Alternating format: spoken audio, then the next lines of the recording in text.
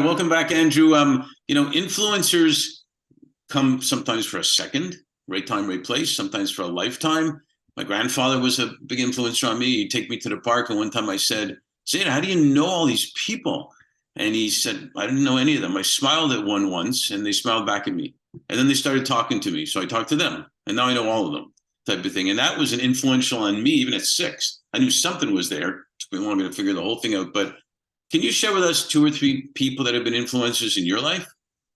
Sure. And I got this question in advance, so I thought about it actually pretty hard. And I'm going to give you 3, and they're all really different. Okay. Cool. My first and probably biggest influence was and remains my father.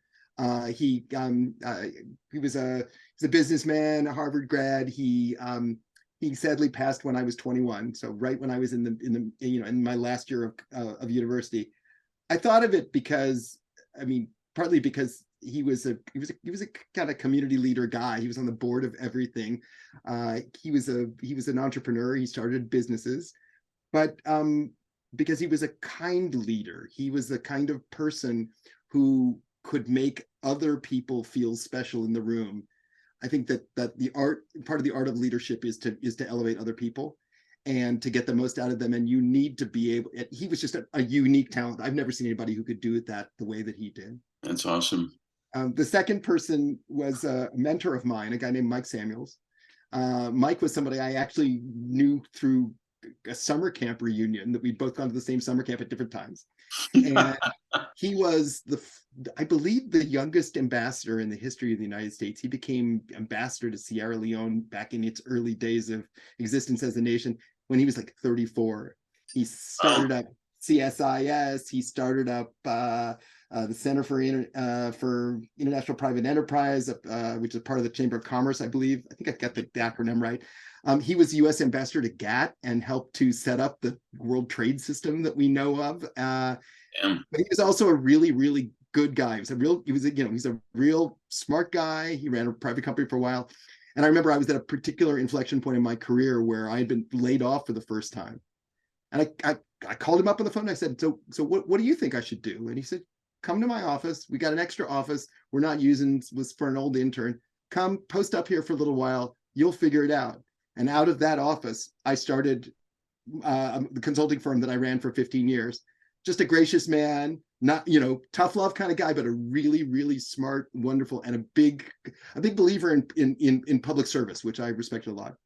And the last one, that's got to be that Nelson Mandela. Wow.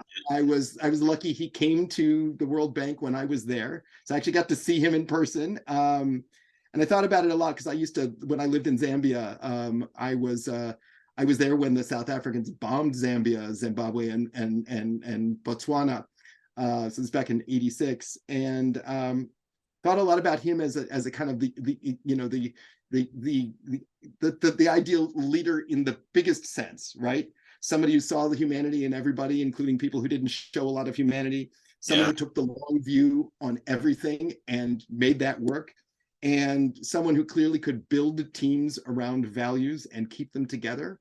And just someone I've always admired and have read and just think was a real pleasure. I took when Mandela passed, went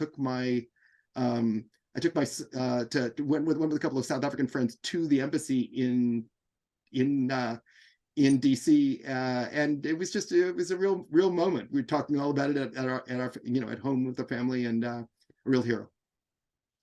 Yeah, no doubt. And I admire and am jealous at the same time. If that's, of course, possible. But you described it so well. He loved everybody, if you will. Yeah, great choice of influencers. And thank you so much for sharing that. No, it was great fun. Thank you.